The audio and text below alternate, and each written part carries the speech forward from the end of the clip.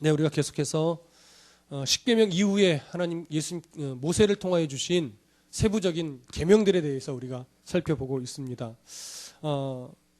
묶어서 갈 수도 있지만 이 구절들을 지금 이렇게 한 구절 한 구절 보지 않으면 우리들이 신앙생활하는 가운데요, 출애굽기에 나와 있는 이 계명들을 거의 접할 기회가 없습니다.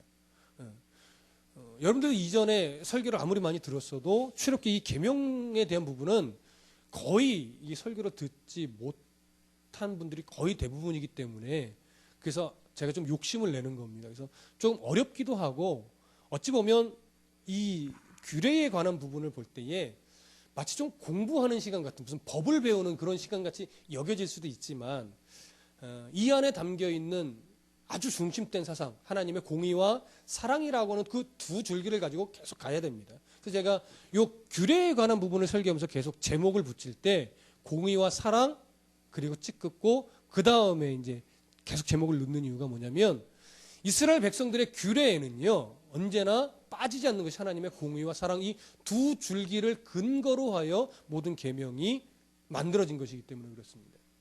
여러분, 기독교, 특히 이스라엘 민족에 주신 규례는요 인본주의적인 의미에서의 법이 아닙니다. 항상 신본주의입니다. 그래서 교회는 민주주의가 아닙니다. 여러분 오해하시면 안 됩니다. 교회는 민주주의가 아니라 신본주의입니다. 하나님이 어떻게 보시는가? 하나님의 시선에서 옳은 것을 추구하고 하나님이 보실 때 옳은 것을 찾아가는 것이 교회의 모든 방향성이어야 됩니다. 근데 자꾸 교회가 어떤 합리주의적인 이성이 자꾸 들어와서 교회를 민주주의화 하고 있습니다. 그것이 나쁜 것은 아닌데, 여러분 오해하지 마세요. 그게 나쁜 것은 아닌데 자칫 교회들의 문제가 뭐냐면, 이런 합리적인 이성이 들어와서 더 효율적인 것을 찾다가 뭘 놓치느냐? 하나님의 공의와 사랑을 놓치는 경우가 참 많아요. 그러니까 그게 하나님보다 자꾸 앞서는 거예요. 뭐가 옳으냐?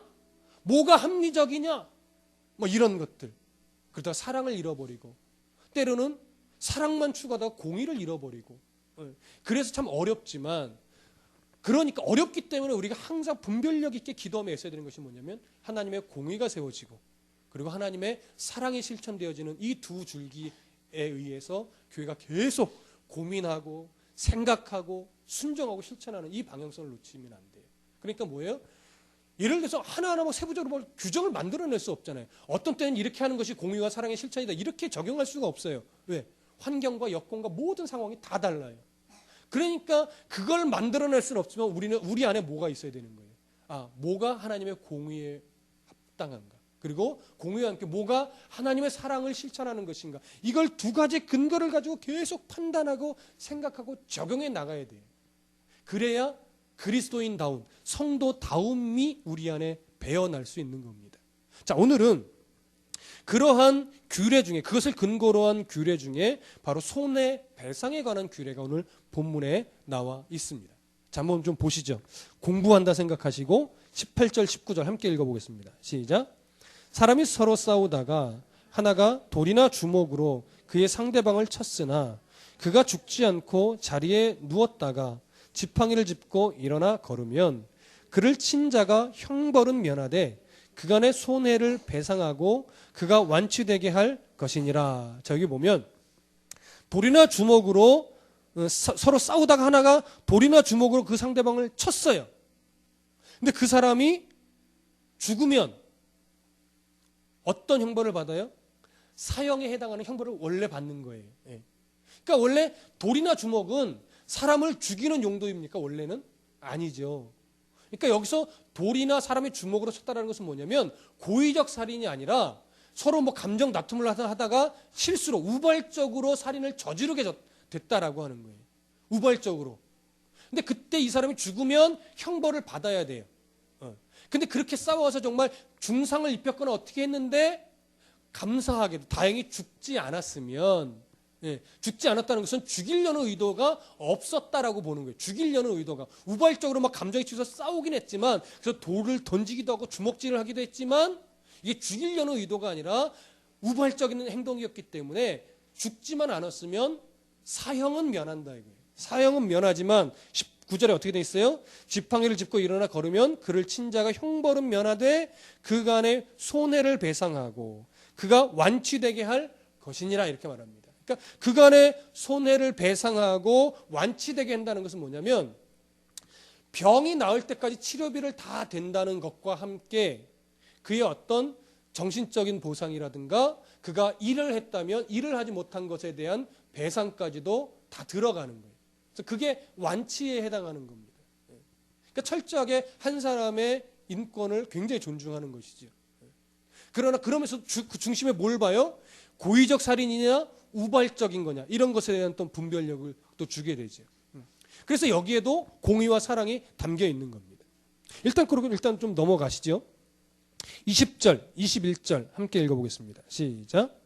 사람이 매로 그 남종이나 여종을 쳐서 당장에 죽으면 반드시 형벌을 받으려니와 그가 하루나 이틀을 연명하면 형벌을 면하리니 그는 상전의 재산임이라. 자, 여기 보십시오. 두 번째는 종에 대한 폭행을 지금 이야기하고 있어요. 종에 대한. 근데 20절에 사람이 매로 그 남종이나 여종을 쳐서 당장에 죽으면 반드시 형벌을 받아요. 어떤 형벌이죠? 사형이에요. 사형. 그러니까 보세요. 다른 나라, 여러분들이 알고 있는 상식선에서 다른 나라의 고대의 법들 중에 주인이 종을 때려서 죽였어요. 그럼 주인이 사형을, 그것으로 인해 죽임을 당하는 법이 있을까요? 그런 건 없단 말이에요. 다른 고대 근동, 하나님 믿지 않는 다른 그 고대 근동의 나라에서는 주인이 종을 때려서 죽였다고 해서 주인이 생명으로 갚는 일은 없어요. 그런데 오늘 성경은 하나님이 뭐라고 말씀하시는 거예요? 종의 생명도 하나의 소중한 생명으로 인정하는 거예요. 그럼 왜 그럴 수밖에 없을까요? 육체적으로는 그 종의 주인이 한 사람이지만 실제로 온전하게 본래 이 종의 주인은 누구예요? 하나님이란 말이에요. 하나님의 소유된 자를 죽이는 것은 하나님의 소유를 빼앗는 것과 같아요. 그래서 종을 때려 죽이면 그것은 사형에 해당하는 법을 내는 겁니다. 그런데 여기서 하나님이요, 하나는 허락하신 거예요. 매질은 있을 수 있다 이거예요. 예. 종을 다스리기 위해서 매질은 있을 수 있다. 그러나 그 매질을 죽이기 위해서 매질을 하면 안 된다라고 하는 이게 담겨 있는 거예요. 왜요? 그 종은 일단은 누구의 재산이니까. 세상의 법적으로는 그 주인의 재산이기 때문에 그래요. 자, 그러면 보십시오. 21절. 그가 하루나 이틀을 연명하면 형벌을 면하리니 그는 상전의 재산임이라. 자, 하루나 이틀을 죽지 않았어요. 하루나 이틀 동안. 그러면 형벌을 면한대요. 근데 하루 이틀 정도 죽지 않고 있다가 뭐 이틀 저녁이나 3일째에 이 종이 죽었어요. 그러면 사형을 안 받아요. 이게 어떻게 보면 이게 좀 웃긴데? 당장 죽으나 하루 이틀 있다가 죽으나 매 마찬가지 아니야? 이렇게 생각할 수 있어요. 그러나 여기서 보는 중심은 뭐냐면 잘 분별하셔야 돼요. 주인이 종을 매질할 때에 죽이려고 하는 의도가 있었느냐 없었느냐를 이것으로 보는 겁니다. 이 하루나 이틀 정도 죽지 않았다는 것은 이 사람의 감정을 나름대로 통제했다라고 하는 것으로 인정을 해주는 거예요. 모든 게 다 똑같진 않지요. 이걸 악용하는 사람도 물론 있었겠죠. 그러나 일단 기준은 뭐냐면 하루나 이틀 정도 죽지 않았다면 이 사람이 감정을 컨트롤해서 죽이려는 의도는 없었다라고 하는 거예요. 그런데 왜 매질이라는 게 왜 무서우냐? 특히 힘 있는 자가 힘 없는 자를 때리는 매질이 왜 무섭느냐? 여러분 잘 생각해 보세요. 힘 있는 자가 힘 없는 자를 때릴 때요. 예를 들어서 10대 때리면 분이 풀릴까요? 막 감정이 막 나쁘거나 상해서 때리는 걸 거 아니에요. 말을 안 들었든지 내 자존심을 건드렸든지. 그래서 힘 있는 자가 힘 없는 자를 때리잖아요. 그럼 때리면 어느 정도 때려야 분이 풀릴까요? 이 매라는 게 하도 희한해서요. 매로는요 감정이 안 풀려요. 매로는. 그러니까 때리면 때릴수록 속이 시원해서 딱 멈춰야 되는데 사람이란 존재는요. 때리면 때릴수록 감정이 더 바뀌어요. 막 폭풍같이 일어나요. 그래서 때리다가 자기가 어떤 이성적인 판단하에 때리는 것을 멈출 수 있는 사람이 거의 없어요. 그게 사람의 감정이라는 거예요. 근데 이 사람이 종이 매질을 당했는데 하루나 이틀 죽지 않았다는 것은 뭘로 인정을 해주는 것이냐면 이 주인이 감정 컨트롤을 했다라고 인정을 해주는 거예요. 그러니까 죽이려는 의도 없이 때리다 보니까 감정에 치우쳤을 수 있겠죠. 그러나 이 사람은 죽이려는 의도가 없었기 때문에 빨리 멈췄다라고 하는 그 중심 하나를 봐주는 거예요. 그걸 잘했다라고 하는 것이 아니에요. 매질을 잘했다 이걸 인정하는 것이 아니라 당시의 어떤 주인과 종의 관계를 그냥 허용하신 거예요. 허용은 했지만 그러나 그 사람의 생명까지 좌지우지하는 건 하나님이 허용하지 않는 거예요. 그래서 이게 공의와 사랑이 여기 안에도 또 배어 있는 거예요. 물론 우리나라의 지금의 정서랑은 맞지 않을 수 있어요. 그렇기 때문에 본질 하나만 보시라고요. 오늘 뭐 이걸 주인이 종 때리는 거 허락했어. 죽지만 이 하루나 이틀 더 죽지만 않으면 된대. 그렇다고 해서 오늘 막 자녀를 막 하루나 이틀 정도만 죽지 않을 거면 때리면 벌을 면해요? 그런 차원의 적용 문제가 아니라고요. 당시 문화이기 때문에. 똑같이 오늘날로 갖고 돌아오면 큰일 납니다. 본질만 보시라고요. 본질만. 그러니까 우리 안에 뭘 요구하시는 거예요? 사람의 감정을 믿지 말라고 하는 거죠. 하나님의 공의와 사랑 안에서 왜 하나님이 이 계명을 주셨나를 보셔야 되고요. 그 다음에 보세요. 그래서 그가 하루나 이틀을 연명하면 형벌을 면하려면 그는 상전의 재산이기 때문이다라고 하는 그 부분만 이제 인정을 해주신 거예요. 생명은 하나님의 소유입니다. 그러니까 첫 번째 우발적인 그 싸움과 그 다음에 종에 대한 것과 중심은 같죠. 다르지 않죠. 그 다음에 세 번째로 가보시죠. 자, 22절부터 25절까지 함께 읽어봅니다. 시작.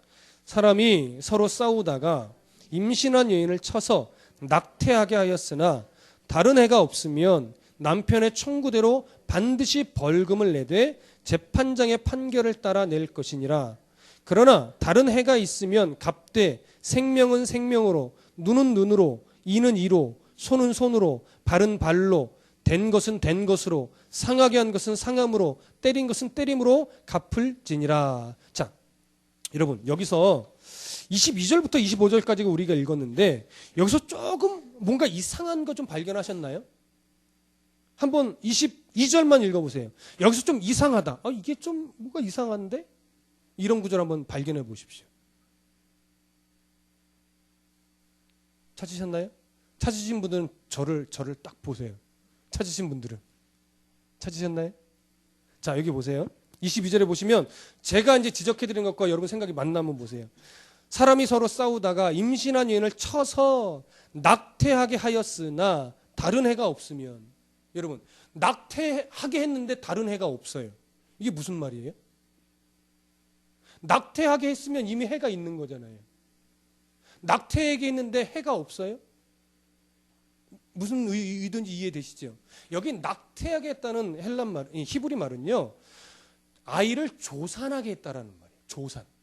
예. 무슨 말씀인지 아시겠죠? 그러니까 아이를 조산하게 만들었는데 배를 어떻게 실수로 쳐서, 근데 다 감사하게도 아이도 일단 죽지 않았고 산모도 죽지 않았다면 이런 의미예요. 그러니까 조산했다라는 하는 말로 번역을 하는 것이 더 옳은데 낙태하게 해놨다니까 낙태를 다 시켜놓고 해가 없다니까 저는 이게 말이 안 되는 거예요. 말이. 아니 낙태케 했는데 해가 없어? 아이가 죽는 게 최고인데, 최고 큰 문제인데, 그렇죠? 이건 그런 의미입니다. 조산했다라고 하는 의미예요. 자, 그럼 보십시오. 조산하게 하였으나 다른 해가 없으면 산모나 아이에게 큰 문제가, 생명의 지장이 없다면 남편의 청구대로 반드시 뭘 내요? 벌금을 내요. 그러나 재판장의 판결을 따라 낼 것이니라 이렇게 돼 있어요. 그러니까 남편이 요구를 하는 거예요. 뭐 조산을 하게 했기 때문에 그거에 대한 정신적인 피해 보상이 있겠죠. 아이가 일찍 나왔기 때문에 이 아이를 돌봐야 되니까 그거에 대한 어떤 자금도 필요하겠죠. 뭐 여러 가지. 그런 이유로 남편이 나름대로 판단해서 벌금을 요구하는 거예요. 이만큼 내놔라. 그때 무조건 그대로 수용하는 것이 아니라 재판장이 그 요구가 적당한가 그 조율을 해주는 거예요. 조율해서 이 정도면 됐다라고 허락하면 그 요구대로 어떻게 돼요? 그 사람이 배상을 해야 되는 거예요. 근데 배상을 하는데 23절부터 이제 우리가 익숙한 표현이 나와요. 그러나 다른 해가 있으면, 이 다른 해가 있을 때 이게 아이나 뱃속의 아이나 아니면 산모나 누가 생명을 죽었으면 생명은 뭘로 갚아요? 생명으로. 눈은 눈으로, 이는 이로, 손은 손으로, 발은 발로, 된 것은 된 것으로, 상하게 한 것은 상하게 함으로, 때린 것은 때림으로 갚을지니라 이렇게 돼 있어요. 유대 문헌에 보면요.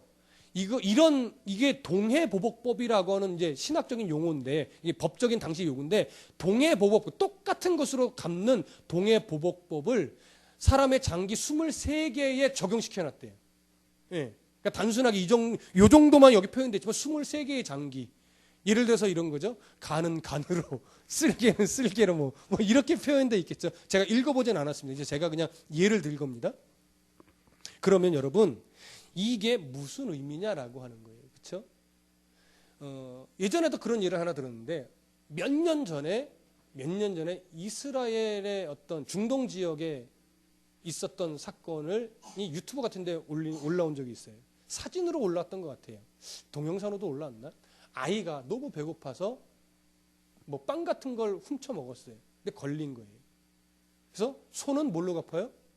손으로 갚아요. 그래서 아이 손을 바닥에 이렇게 펼쳐놓고 그 위를 손을 차가 지나가게 하는, 그렇게 손을 짓이기는 장면이 찍혀서 인터넷에 올라온 적이 있어요. 그걸 보고 깜짝 놀랐어요. 아이가 얼마나 배고팠으면 그걸 훔쳐 먹었을까? 이거에 대한 아픔도 있는데 그걸 동해보복법이라고 하는 차원을 지금도 적용시켜서 그 손을 차로 밟고 지나가게 하니, 야, 이게 뭔가. 근데 보십시오. 여기 동해보복법은요, 개인에게 준 법일까요? 재판장에게 준 법일까요? 이 재판장에게 주는 법입니다. 재판장. 자, 다시 한번 보세요. 재판장의 판결을 따라 낼 것이니라. 그러나 다른 해가 있으면 값대 생명은 생명으로 하면서 쭉 동해보복법이 나오는데, 이것은 개인의 복수를 막는 법이에요. 개인의 복수를. 왜냐? 아까도 얘기했죠. 사람의 복수는요, 한 대 맞으면 한 대만 때리는 것이 사람일까요? 아니에요, 여러분. 사람은요, 한 대 맞았다고 한 대 때리는 것으로 마음이 시원하지 않아요. 한 대 맞았을 때 2대 이상 때려야 그나마 조금 풀리는 거예요. 예. 내가 어릴 때 아이가 맞으면요, 누구를 대동해 갑니까? 등치 큰 오빠, 형 대동해 가서 막 패줘야, 봤지? 나 이런 사람이야. 그러고서 돌아오는 거예요, 약 올리고. 한 대 맞으면 한 대로 분이 풀리지 않습니다. 그러니까 동해보복법이라는 것은 뭐냐면, 사람의 감정은 똑같은 것으로 갚을 만큼의 감정이 안 돼요. 그래서 이 법은 재판장에게 주는 법이에요. 재판장이 하나님의 공의에 따라 똑같은 수준의 대가를 치르도록만 판결을 내려라, 이런 차원이에요. 꼭 이것이 눈을 다치게 했으면 눈을 다치게 하고 이런 차원의 이야기가 아닌데, 이것을 그냥 문자적으로만 이해를 해서 지금도 적용시키려고 있는 것이 중동 지역의 문화란 말이에요. 그 본질 중심을 모르고 하나님의 공의와 사랑이라고 하는 것을 틀 안에서 더 심한 보복 조치를 취하지 말고 재판에 따라 공의롭게 처벌을 해라, 이 의도를 다 놓쳐버린 거라고. 그래서 오늘 이 18절부터 나오는 모든 내용이 다 똑같아. 자, 그러면 뭐 나머지 내용도 본질은 똑같은데 26절, 27절 함께 읽어보시죠. 시작. 사람이 그 남종의 한 눈이나 여종의 한 눈을 쳐서 상하게 하면 그 눈에 대한 보상으로 그를 놓아줄 것이며, 그 남종의 이나 여종의 이를 쳐서 빠뜨리면 그 이에 대한 보상으로 그를 놓아줄지니라. 자, 우선 요거 들어가기 전에 앞에서 한 가지를 좀 빼먹었는데, 뭐냐면 이러한 그 아이를 조산하게 할 때의 이 배상에 관한 규례를 보면 하나님은 낙태를 허용하십니까? 허용하지 않으십니까? 허용하지 않아요. 뱃속의 아이가 몇 개월이 됐건 이미 잉태되면 그 잉태된 것 자체를 하나의 뭘로 보시는 거예요?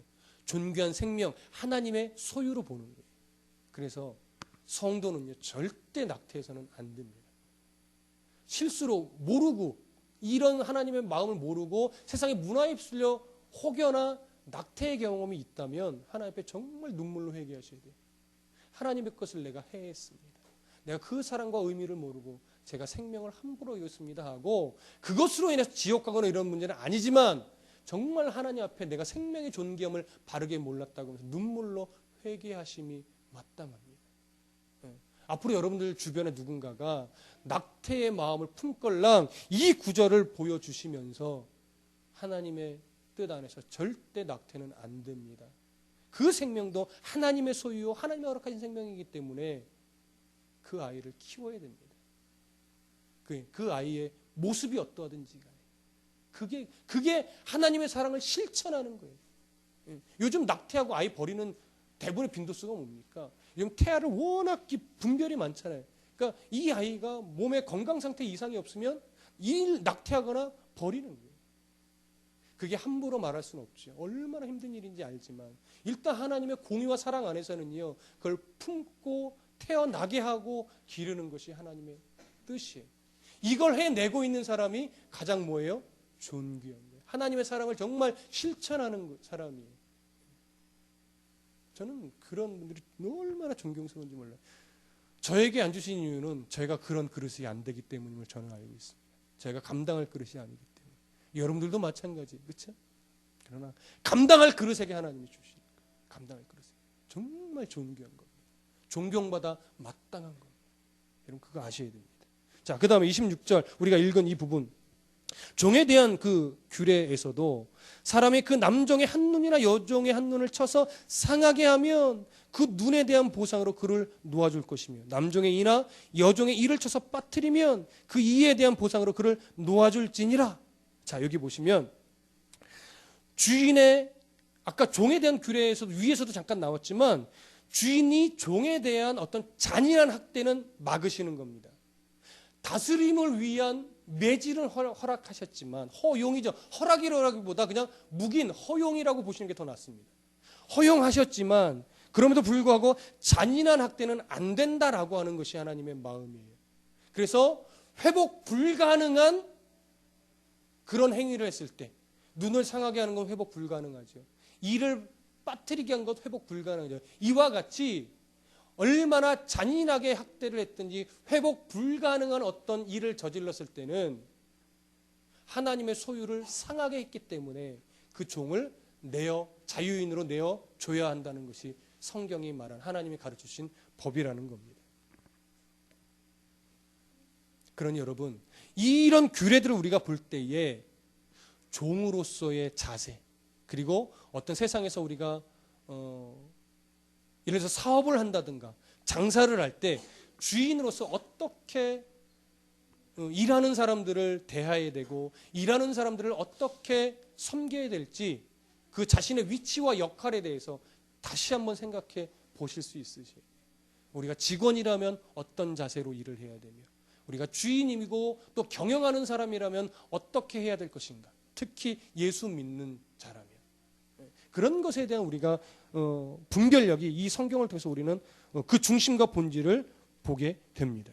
정말 인격적이어야 됩니다. 주인을 섬길 때도 인격적이어야 되고 또 아랫사람을 다스림에 있어서도 인격적이어야 되죠. 교회 안에서도 마찬가지입니다. 저는 그런 경험이 없는데 교회 안에서도요.